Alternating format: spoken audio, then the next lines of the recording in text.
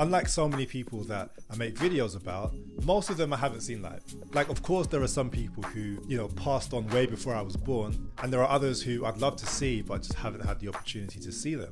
But this person, I fortunately have been able to see them play live. And it was amazing. It kind of goes without saying. And it was a concert and an experience that, to be honest with you, I'll never forget. Today, we're going to be talking about Esperanza Spalding.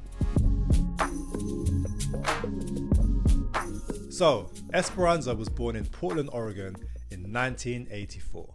She herself has said that one of her earliest musical memories and one of the reasons that she got into music was when she was about 4 years old. She saw Yo-Yo Ma, who's a famous cello player, performing on TV.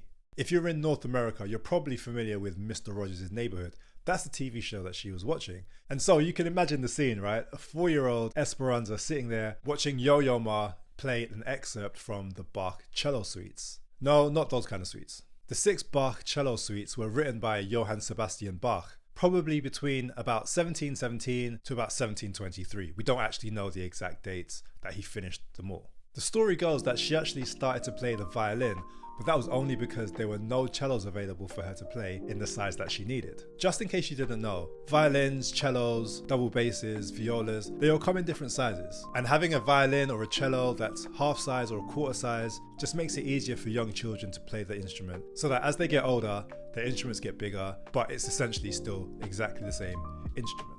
As well as playing the violin, she also started to play the piano and later the clarinet, before she started to play the instrument that most people know her for, which is the double bass. When you hear stories like this of a young child starting to play music at a young age, the temptation is to jump and say, oh my gosh, this person is a prodigy. But interestingly, Esperanza herself doesn't really like to use the label of prodigy to describe herself. In interviews, she said that she was just a curious child, and she just kept on showing up to class, learning, asking questions, practicing in her own time, and she had a great environment around her to allow her the freedom to experiment and to grow. So although she started off playing classical music, she developed an interest in jazz, and as she practiced, she went to different jazz jams and really started to understand what it was like to play and to be in the jazz world. All of that hard work was rewarded when she obtained a scholarship to go and study at the prestigious Berklee College of Music in Boston. She said before that even though she had a lot of great experiences and she learned so much from the people around her, she struggled a bit with the culture and with certain things that happened at music college. So much so that she actually nearly dropped out of college. But one of her teachers, who was none other than Pat Metheny, who is a Grammy award-winning guitarist and who's played with so many incredible musicians throughout his career, he encouraged her to stay, and she did. Unbelievably, even though she nearly quit, she graduated from Berklee when she was 20 years old. And as soon as she graduated, she was offered a job teaching at that very same university. So at the age of 20 years old, she just finishes university. University are like, hey, don't go anywhere. We want you to stay and be a bass teacher here. But not only that, she released her first album in that same year of 2006 called Junjo. Her second album came out in 2008 and was simply called Esperanza. Not too long after that, a man who you may have heard of before, like maybe you've heard of him, he's kind of a big deal, a man called Stevie Wonder. He heard her music and invited her to perform at the White House in 2008. After only being at Berklee for a few months, the singer Patti Austin heard her playing the bass and hired her to go on tour with her. She also toured later on with one of her teachers, a saxophonist by the name of Joe Lovano. In that same year, she performed at the White House. President Barack Obama enjoyed her performance so much that he asked her to come back the next year in 2009 to perform at the Nobel Peace Prize concert, again at the White House. As of recording, she has released 10 albums, each one feeling and sounding very, very different. And you can not only hear her playing the double bass or the electric bass, but you also hear her singing on pretty much all of her albums too, often singing in English, Spanish, or Portuguese. In total, she has won 5 Grammy Awards, including Best New Artist in 2011, Best Jazz Vocal in 2013, and another Best Jazz Vocal album in 2020.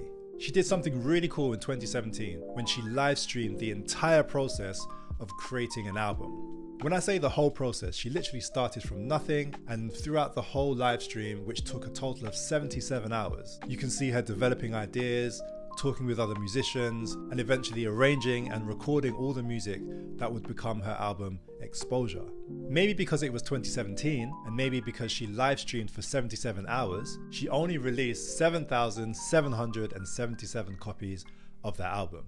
If you're interested, you can go on YouTube and you can see footage of her putting the album together, working with artists such as Robert Glasper and Layla Hathaway. But also there's a great scene where she's working with the artist Frank Gehry, who's drawing, and you can see Esperanza singing and playing along, watching what he's drawing and trying to interpret that into music.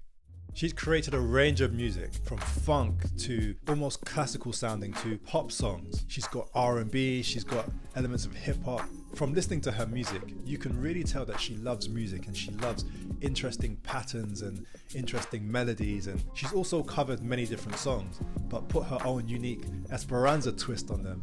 Sometimes if you listen to the original song and then listen to one of Esperanza's covers, you can be left scratching your head just wondering, how did you make this from this? One of my favourite covers that she's done is of Michael Jackson's I Can't Help It. Honestly, you listen to the bass line, you just think, where did that bass line come from?